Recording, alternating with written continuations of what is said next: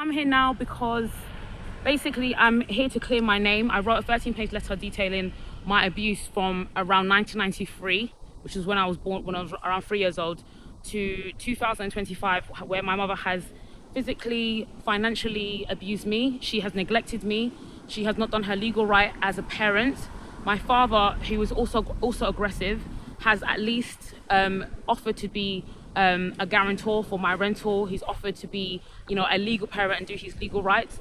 And my mother, still in a working age, still working, who's immigrated to this country, had 4 properties in London, in the UK, lying to councils, lying to departments of work and pensions for child benefits, and also building a house in Nigeria, is not doing her legal right as a parent for her 3rd child, for independence. She did not teach me how to drive. She has not come to me to a car dealership once in her life.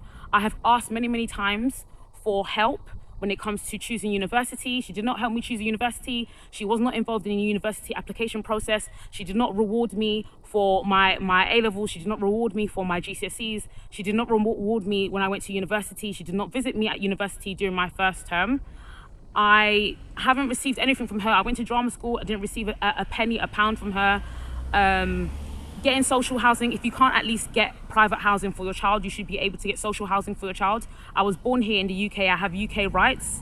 She did not help me. I've asked her many times, when are you going to sit down with me? Can you help me sit down with me to help me get my own house and my own property? Because I can't do everything alone. Nobody in the UK, nobody can do everything alone. You need family, and you need people, and you need parents. You need a guardian in this country. She did not do that whatsoever.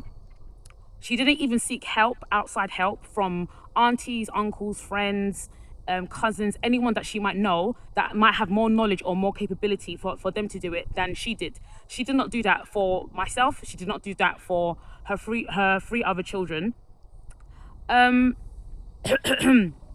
She basically left us to do everything on our own.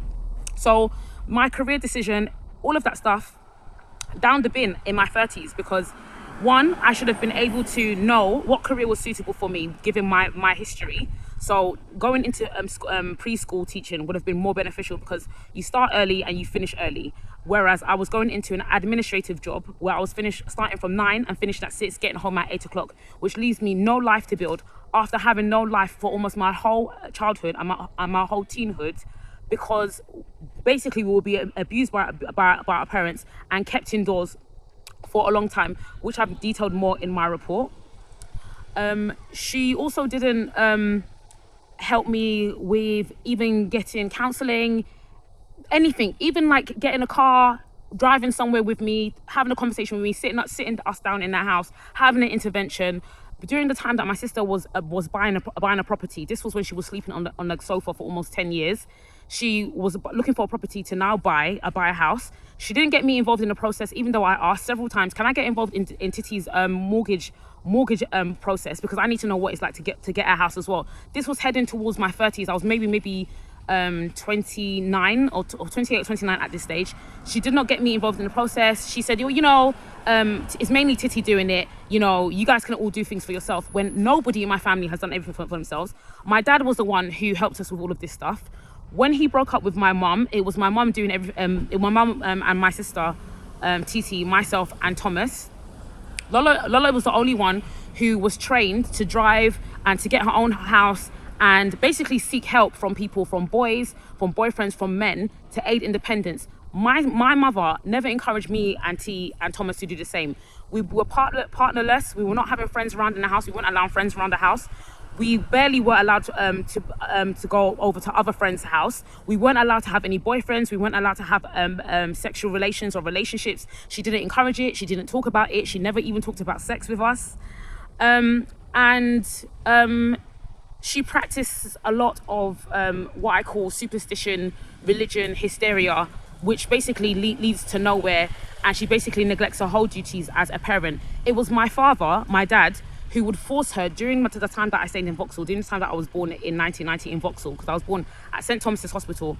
When we used to live in Dingle, it was my father who pushed her 99.9% of the time She came here, she didn't have no degree. He pushed her to get a degree. He pushed her to start working. She didn't want to work. She barely wanted to work as a dinner lady. She didn't want to work in the professional world. She didn't want to be a mother. She was washing knickers in the bathtub, even though we had what do you call it, a washing machine. She didn't know how to parent, and yet things will come out of her mouth that she wants to have 4 children and she wants to have grandchildren and she wants all these things. But she's a talker and she's not a doer. She enjoys gossip. My mother enjoys gossip like water and bread.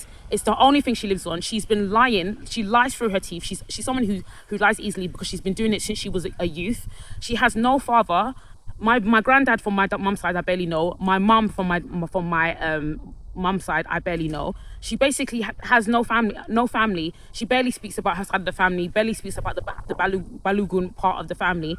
She's been divorced for 2 decades and she's still using my father's name. She's still using my dad's name as her surname because she says it helps her get by and get things. She's been using that name. She's been going to Nigeria, telling my dad's family one thing and coming back and coercing them out of money and basically running games because my dad, for a long time, hid himself from his family because he broke up with his first wife, and kind of hid his face in shame for a little bit. And they don't know kind of what she's been. He doesn't really know what she's been up to. She's been going back and forth from Nigeria, talking to people of his family and making up stories. My dad is trying to move on, and he's moved on with his other wife and child, but he still talks to us. He still wants to kind of know what's going on with us. He's still doing his legal right as a father. And essentially, yeah, she's been coercing money out of the Akinola family back in Nigeria. She hasn't been doing her right here. She hasn't been doing her legal right as a mother, as a parent.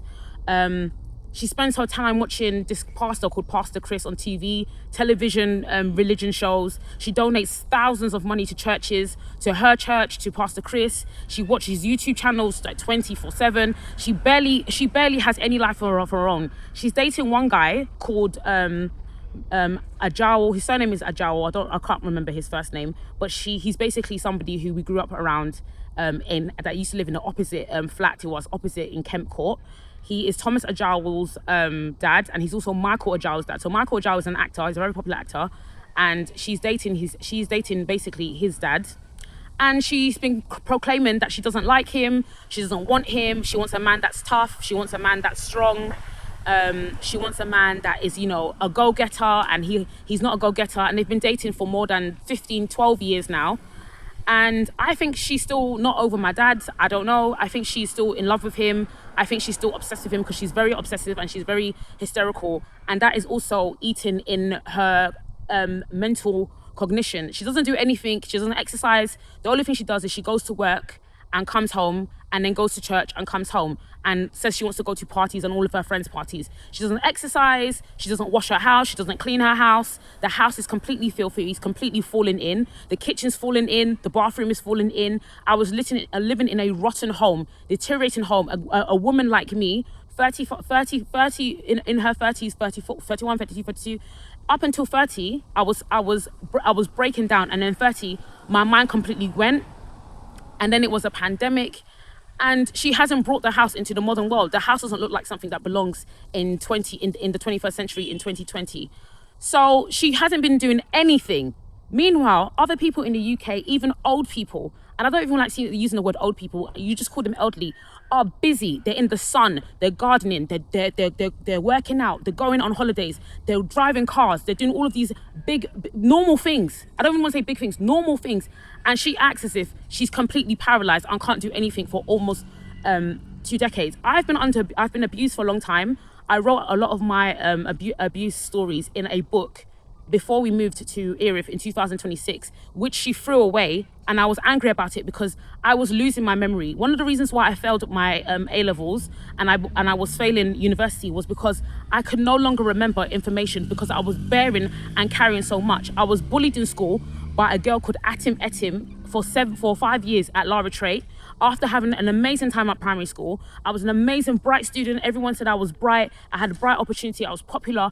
And I went from being popular and loving people to suddenly being bullied in some secondary school in Clapham Common, to fighting, having no friends, raining, catching a bus that is an hour and a half to school, coming back an hour and a half, having 3 hours taken out of the day, just transporting from school and back, no extracurricular activities, basically nothing. And anybody that knows me, anybody who's worked with me, knows that Rosemary is a very active person. She loves rock climbing, she likes gymnastics, she likes swimming, she likes activities, she likes going out. She's a very outside person because I grew up locked indoors, which is why I don't like being indoors. I don't like being in small places.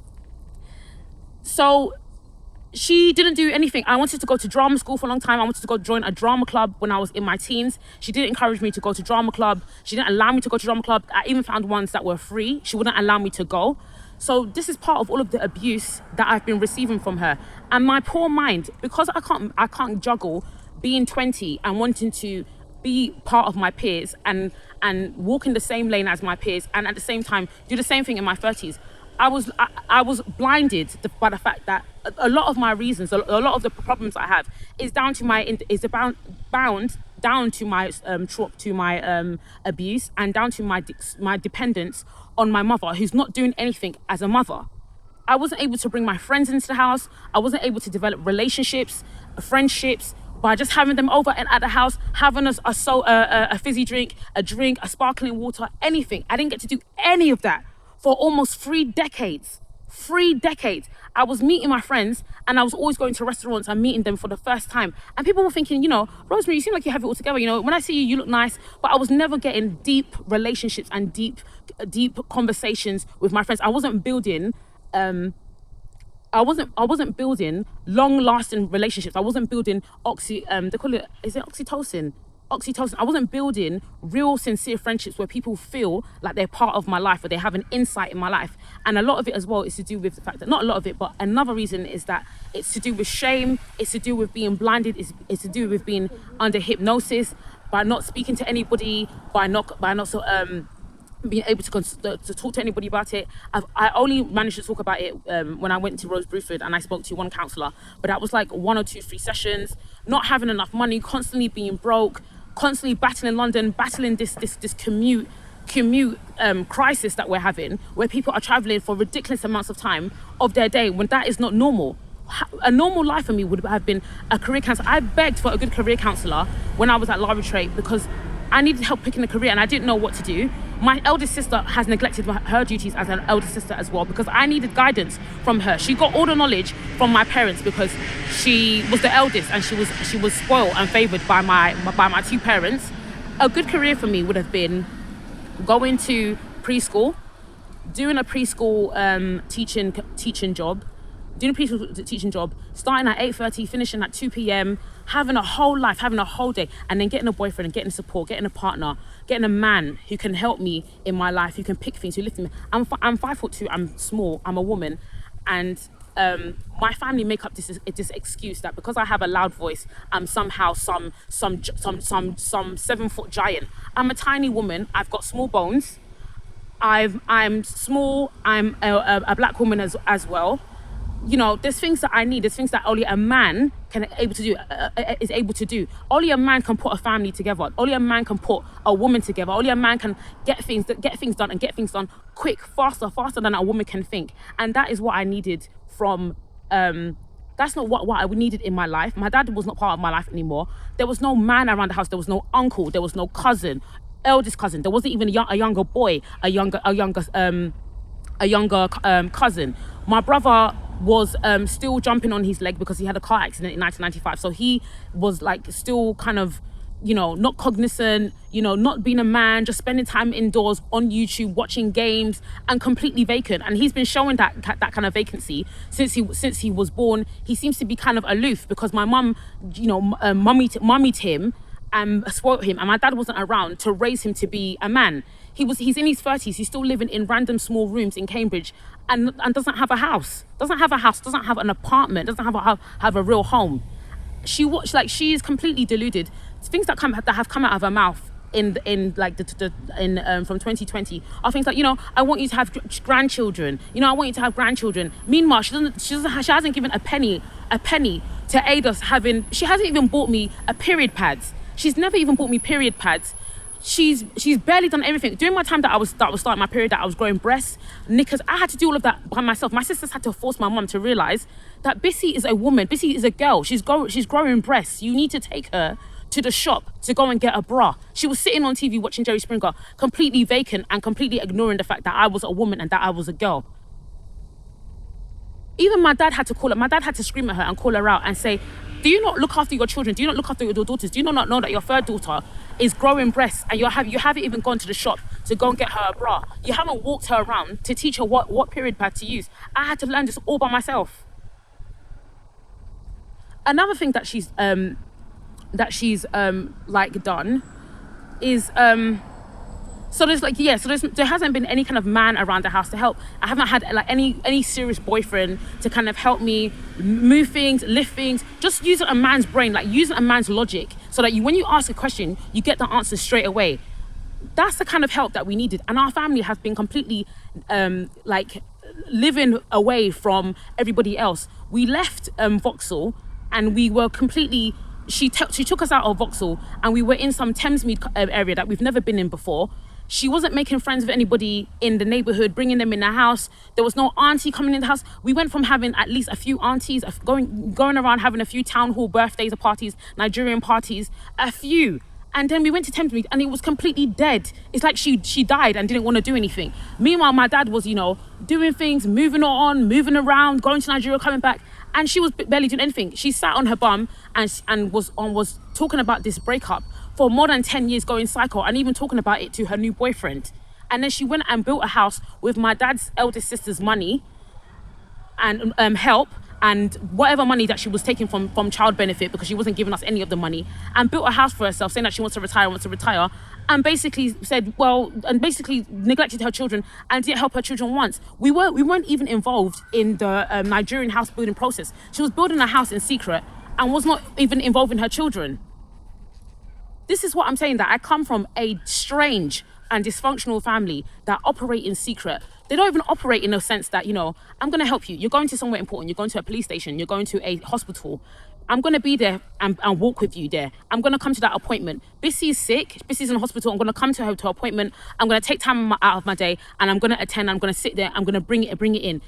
Everybody operates as a lonesome, which is unnatural and unheard of in this country or in any family. Whatever family you are, ethnicity doesn't matter. It is completely unnatural. Whether there's in small fights or big fights, there's legal things that parents and family members have to do. This country will not survive if people operated like that. It's strange and it's bizarre. My sisters don't even know who my friends are. I barely know who my sister's friends are. My brother as well, haven't met his friends. His friends haven't met me. It's just completely strange. Nobody walks around and talks to each other and says, this is my friend, by the way. Da, da, da, da. When I was younger, I was trying to do that with my family. My family seems strange. They just want to operate as lonesome people. So basically, this is kind of what I'm talking about, like in my report, in the 13-page letter that I've written to the police. That it spans back all the way back to the 90s, and she cannot be allowed to get away with it. She came to this country with nothing but the UK's sympathy for migrants, and she came here to abuse. Not every Nigerian person comes here, not every Nigerian migrant comes here, but there are some Nigerians and some African parents who come to this country, come to countries like the UK to do whatever litter they want to do, and then take their children back to Nigeria and have them slaughtered. I've got a Nigerian, my mum has a Nigerian passport of me and a Nigerian passport of my brother. She wanted to take us back to Nigeria somewhere in our teens. I think it was around 13.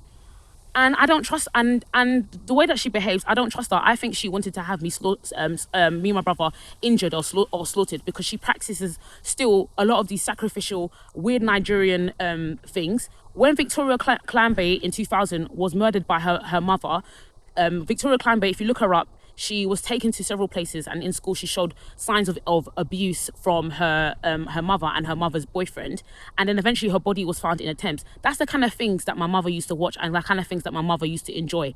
And when I used to ask my parents about it, random things would come out their mouth, like, oh, she probably was a bad child.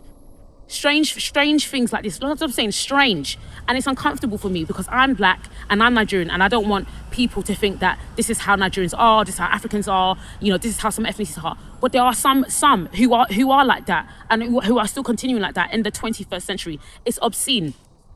There needs to be laws in place that protects children, who are first generation British, or first generation, basically first generation British, whose parents who do not originally come from this country. There needs to be protection from children from these kind of killings, these kind of sacrificial mercy killings, these kind of weird abuses from people who don't want to be part of this world, who don't want to be citizens of this world, who want to be here and be murderers and be killers and be child abusers, and think that they can retire comfortably with the UK's pound sterling and get away with it. So that's why I've come here now on the 1st of July to record everything, because I'm showing this video to basically everyone, and basically to witness that she's robbed me of a life. I'm 35 years old. People barely know me, and she's robbed me of a life because of her actions.